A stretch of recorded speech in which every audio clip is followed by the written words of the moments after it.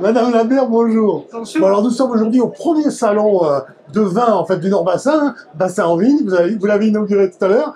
Alors moi j'avais une première question, je veux savoir pourquoi vous avez accepté finalement de faire ce salon à Lanton?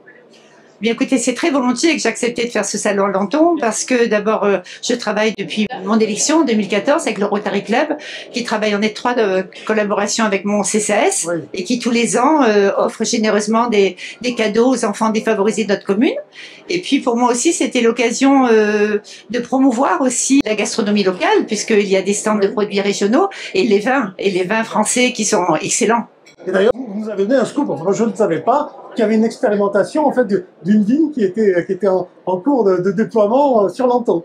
Oui, nous faisons une expérimentation, enfin c'est un vigneron privé qui fait l'expérimentation que nous accompagnons bien volontiers et ça sera du vin de sable et du vin bio. Voilà. Ça serait génial. Franchement, ça On serait espère, génial. on espère. On croise les doigts et j'irai le voir. Je vais me renseigner pour aller le rencontrer. Alors du coup, ce salon, vous pensez qu'il y aura une seconde édition? Ah ben j'espère. Vous l'espérez? Ben j'espère parce que, et puis s'il faut pas oublier surtout, c'est que tous les bénéfices vont être reversés à des associations caritatives du Nord-Bassin. Donc ça faisait deux raisons pour moi d'accepter d'organiser ce salon à Lanton.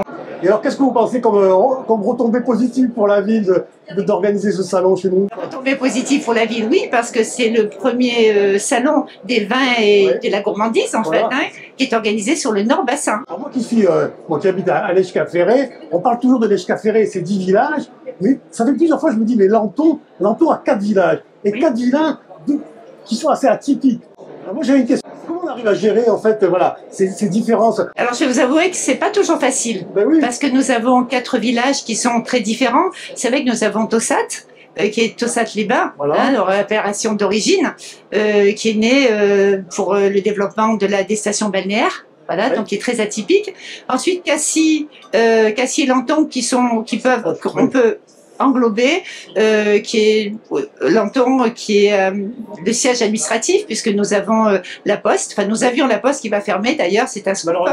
Malheureusement, comme beaucoup. Et nous avons la mairie, nous avons la médiathèque. À Cassis, nous avons les écoles, le gymnase. Donc, c'est des centres qui se sont développés concomitamment. Et puis nous avons un bourg à 13 km situé à Blagon, voilà, et qui est situé aussi le long d'une route très passante et qui a eu plus de mal à se développer.